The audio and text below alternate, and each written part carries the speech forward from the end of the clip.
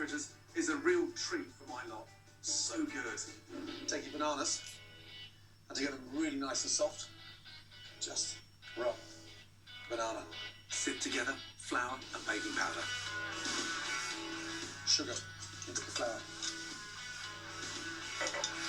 Then add coconut for texture and a pinch of salt. Sounds strange in dessert, but it works brilliantly, especially with the fritters. It makes the batter nice and crisp. Start crushing. And then, once you've mixed that through, you make that mix now slightly fragrant with some lime zest. Now, the lime just really elevates the sort of richness and the denseness of the banana. Cover it with tin foil so it doesn't get a skin on top. Set that in the fridge for 15 minutes. As the banana fritter mixture rests, I'm getting on with my broth for the noodle and clam soup. Fish stock is the base. Bring that up to the boil. Now, in with chopped shallots, fresh ginger, and a whole chilli, seeds and all. Just chop once and into the broth.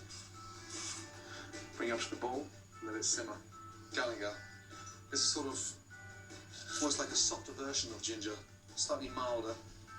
You can use galangal paste, but I prefer the fresh stuff. The stems for coriander.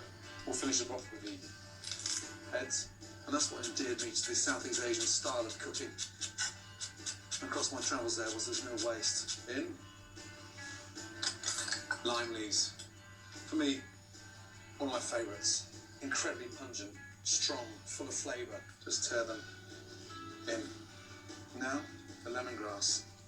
So the secret here, that's where all the flavour is, right at the very end. So you take the back of the knife and you just bash the lemongrass. So all that flavour is going to run out in seconds. That's the base of the broth done. And the longer you leave it, the more intense it gets. Whilst the broth infuses, soak your rice noodles in boiling water for 10 minutes. Just enough time to fry your fritters. The batter now is ready. Use a metal spoon to drop the batter to the bottom of the pan. And then they hit that oil, they puff up. That's why it's important to put your spoon into the oil so the mixture runs off. It creates this lovely little fritter.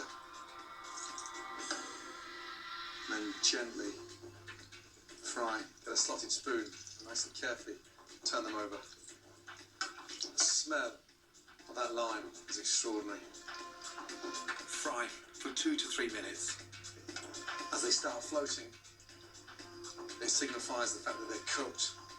Off with the gas and just drain. Oh, those beauties. Lovely. Sprinkle them when they're hot with the sugar. Actually sticks to them. The last job before serving, the clams. Never be scared of cooking shellfish.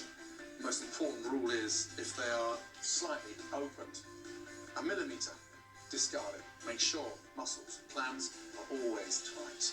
Cook the clams for just 3 to 5 minutes or until they're all open. Bring that up to the boil, and this is where we finish the broth. Touch of fish sauce, a sprinkle of sugar. Drain your noodles into the bowl. For added texture, some delicious bean sprouts.